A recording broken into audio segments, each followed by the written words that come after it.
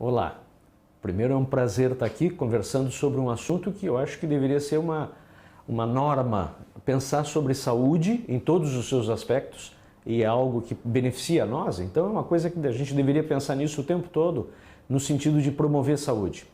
A parte que me cabe, a parte que eu fui convidado a falar com vocês, é a parte de como que a mente afeta a nossa saúde. A saúde é um amplo conceito, a saúde não é só física, a saúde é mental, é emocional, alguns até podem entender espiritual, e ela é então esse conjunto. E a mente faz parte desse sistema.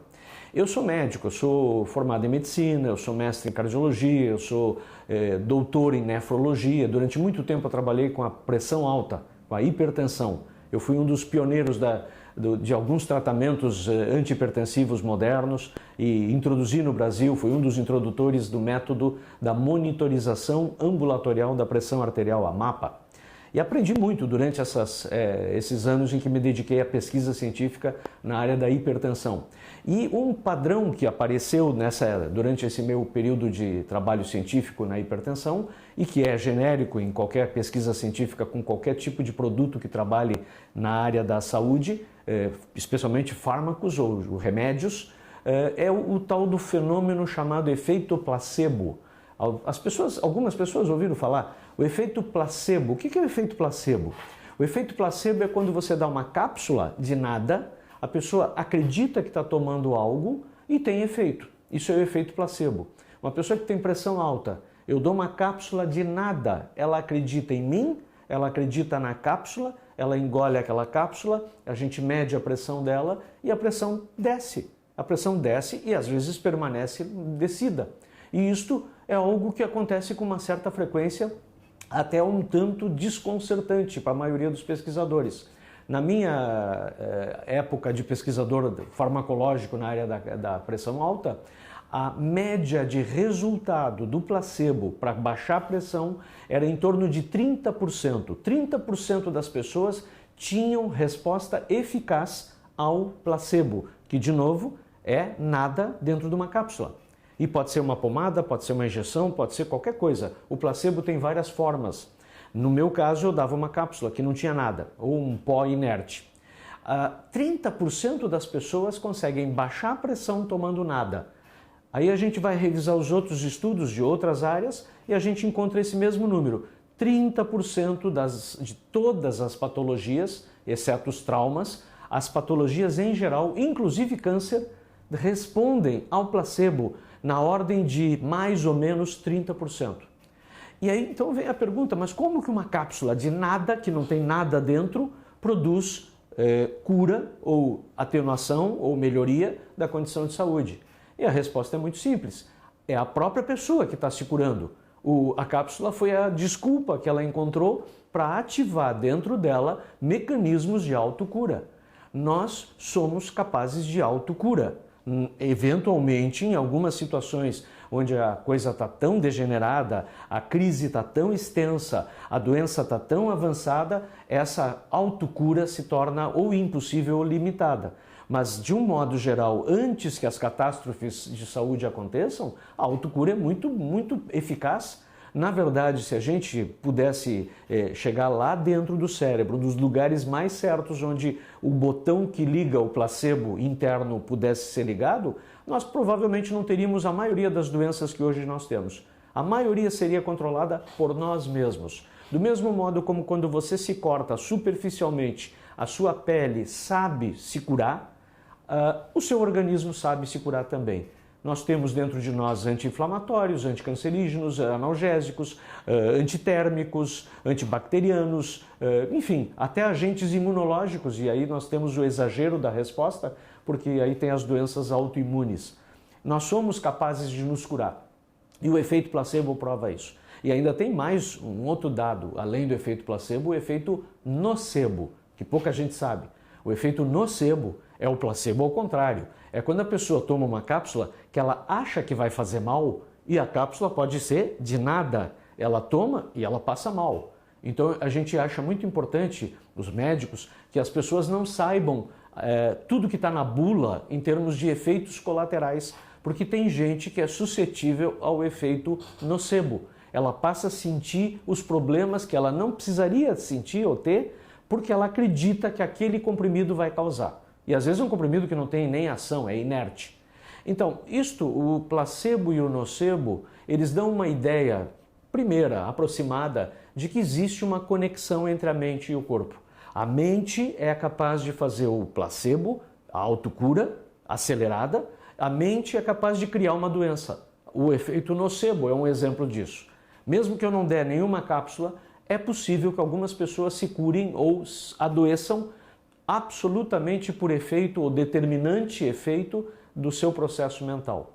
Então aí vamos entrar um pouquinho nessa área de como é que a mente funciona e o que você pode fazer com a sua mente para conseguir aumentar, despertar, incentivar o seu sistema de autocura, ou você se torna disparador do seu placebo, ok? A mente funciona da seguinte maneira: existem 3 níveis mentais que atuam. Um nível de sobrevivência que fica muito próximo da medula, um nível emocional, a gente chama de sistema límbico, e um nível mais elaborado, mais racional, que se chama córtex. O sistema límbico é o principal agente do efeito placebo. O sistema primitivo, aquele de sobrevivência, ele é um executor, ele faz o que mandam, mas ele não é o disparador. Já o límbico, ele cria as condições para que isso aconteça. E quais são as condições? São duas vertentes, as emoções e as crenças. Uma coisa tem a ver com a outra. As crenças afetam as emoções e as emoções afetam as crenças. Se você tiver emoções favoráveis, os efeitos placebos dentro de você vão ser despertados e vão ser acelerados. Se você tiver crenças favoráveis, você vai despertar e disparar o efeito placebo com muita intensidade. O contrário é verdadeiro. Se você tiver emoções ruins ou pensamentos que levam a emoções ruins, e se você tiver crenças limitantes, você vai ter o efeito nocebo. É o cara que acredita na praga. Então alguém me rogou uma praga. Você acreditou? Acreditei. Então agora você tem a praga. A praga vai virar uma profecia autocumpridora. A pessoa acreditou e a coisa acontece e ela diz: viu, eu não disse? Sim, mas você acreditou. O item você acreditou é que fez a coisa acontecer. Se você não desse bola, nada aconteceria.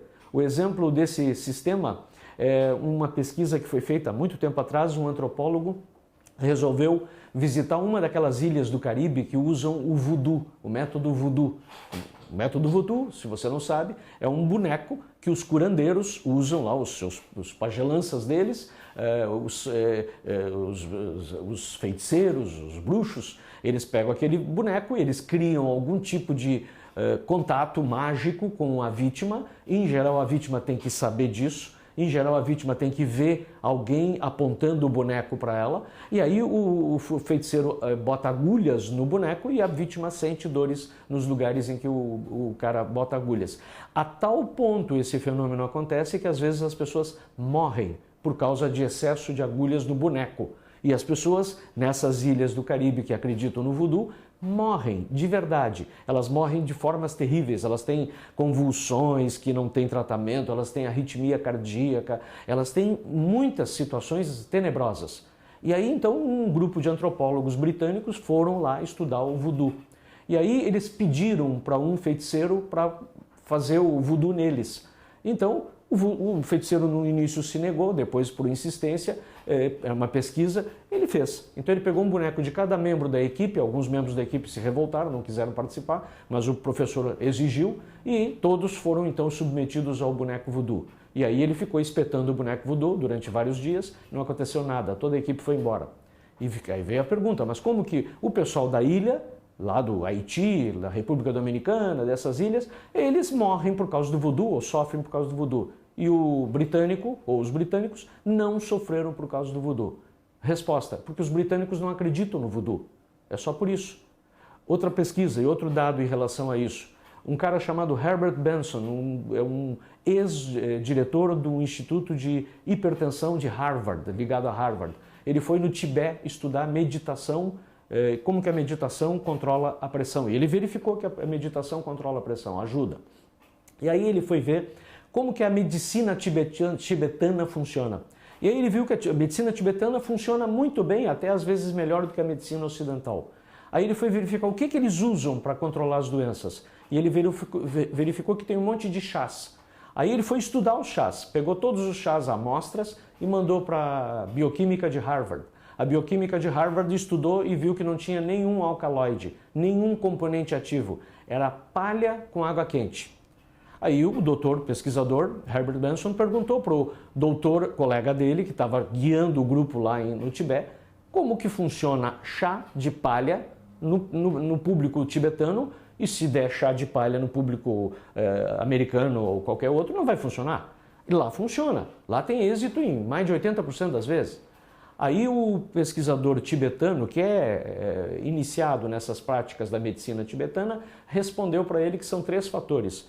Primeiro, o cliente, o paciente tibetano acredita nos chás. Segundo, o médico tibetano acredita nos chás, mas essas 2 não são as mais importantes. A terceira é a mais importante. Os clientes tibetanos acreditam nos pacientes. E isso faz toda a diferença. Essas crenças que vão juntas, elas reforçam as emoções que disparam a autocura e que dão o processo do placebo. Então a pergunta é, nós conseguimos fazer placebo, nós, pessoas do mundo ocidental, que nós não temos a cultura tibetana, nós não temos as crenças budistas, taoístas, confucionistas, essa coisa toda do yin, yang, etc. e tal, nós não temos. Nós somos racionais, cidadãos urbanos. Nós podemos fazer um efeito parecido com o que esses monges e esses curadores de lá fazem? Com certeza. Só que a gente tem que fazer o processo. E qual é o processo? Tem que tomar os chás? Até pode, se quiser. Se acreditar no chá, vai fazer bem. Se acreditar numa cápsula vazia, vai fazer bem. O problema é que é difícil acreditar quando a gente sabe que o chá não tem nada e que a cápsula é vazia. Aí a gente não acredita. Nós fomos feitos assim. Então o que você faz? Existem algumas técnicas de programação neurolinguística, que é uma ferramenta descoberta nos anos 70, que é uma ferramenta que ajuda a organizar processos de pensamento. E, uma vez organizados, eles modificam a linguagem. E os pensamentos e a linguagem, de uma forma nova, organizados, afetam as emoções e afetam o modo como a gente se comporta, inclusive o efeito placebo. Então, a regra aqui é muito simples, é uma pequena parte de muitas coisas, mas é prática o suficiente para você fazer o uso.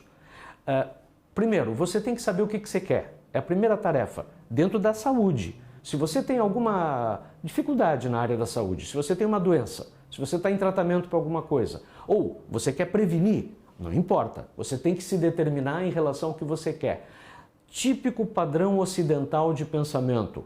Nós sabemos o que a gente não quer na área da saúde. Eu não quero adoecer, eu não quero que a pressão suba, eu não quero ter diabetes, eu não quero ter asma, eu não quero ficar frágil, eu não quero ser dependente quando eu for velho, etc. e tal. Bom, então parte primeiro desse ponto, você vira a página do não quero e começa a colocar o que você quer.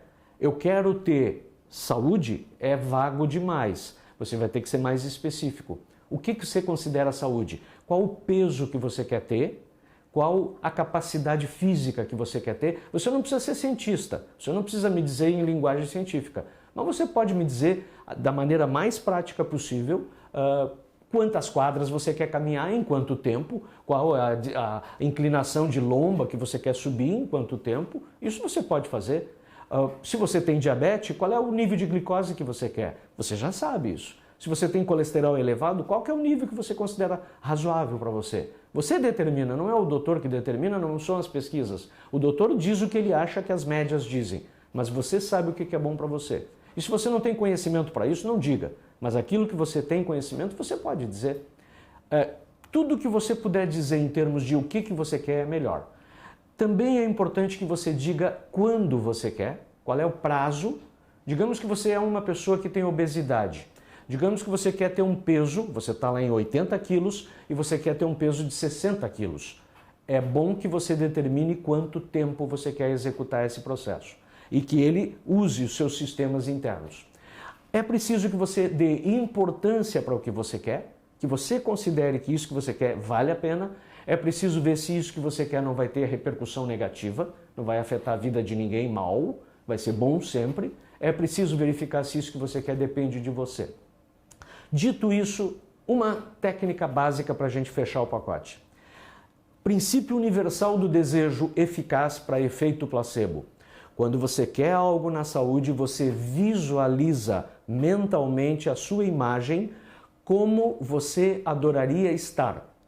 Seja onde for, na rua, no exercício, em casa, onde você quiser. Você olha para o seu eu, e isso é uma visualização que a gente chama de dissociada. Você planeja o seu eu que você quer ser, você pensa em tudo que o seu eu, você adoraria que ele tivesse no corpo dele, no sangue dele, nas condições físicas dele, na capacidade aeróbica dele, na musculatura dele. Coloca o teu eu ideal, coloca o teu eu musculoso, coloca o teu eu saudável, coloca o teu eu vital, coloca o teu eu dinâmico, energizado, apto. Feito isso, verifica se como está o teu eu é aceitável para você. Sendo aceitável, você mentalmente se transporta e entra dentro do seu eu e se associa a essa imagem. E associando, você tem 3 coisas que você tem que fazer, e é muito importante. Você tem que ver com os olhos desse eu que você criou, como se você já estivesse lá. Você tem que ouvir os sons que você ouviria, como se você já estivesse lá. E você tem, e esse é o mais importante, sentir como se você estivesse vestido desse corpo energizado e saudável. Durante quanto tempo? 3 segundos. 6 segundos é o ideal. 3 segundos é o mínimo. Chega. A partir daí você agradece ao universo, agradece às forças superiores, agradece a Deus, a quem você achar que merece ser agradecido. Pede que isto que você está aprendendo siga com você para sempre. E volte para aqui e para o agora. Essa é uma dica.